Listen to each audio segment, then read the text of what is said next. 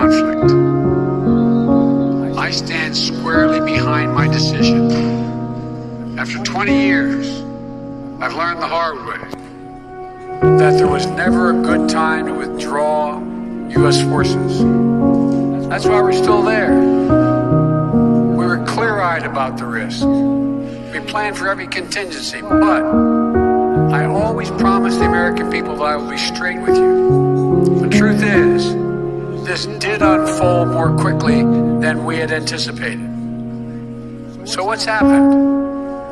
Afghanistan political leaders gave up and fled the country. The Afghan military collapsed, sometime without trying to fight.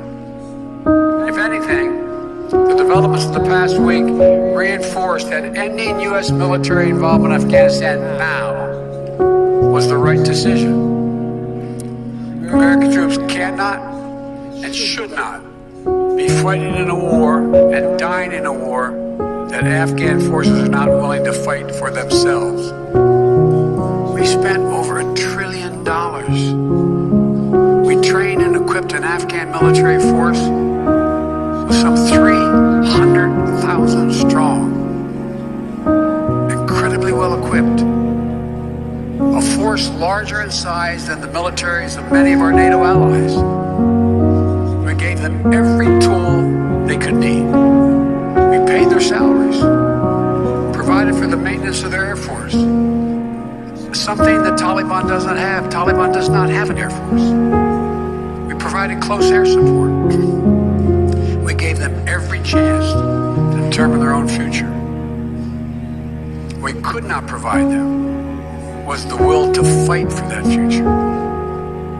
There are some very brave and capable Afghan Special Forces units and soldiers.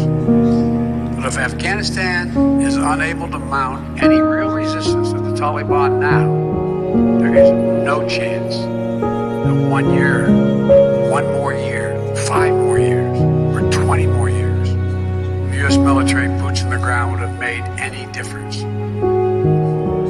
Here's what I believe to my core.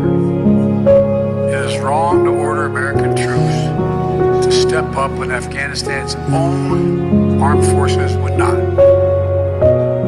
The political leaders of Afghanistan were unable to come together for the good of their people, unable to negotiate for the future of their country when the chips were down. They would never have done so while U.S. troops remained in Afghanistan, bearing the brunt of the fighting for them.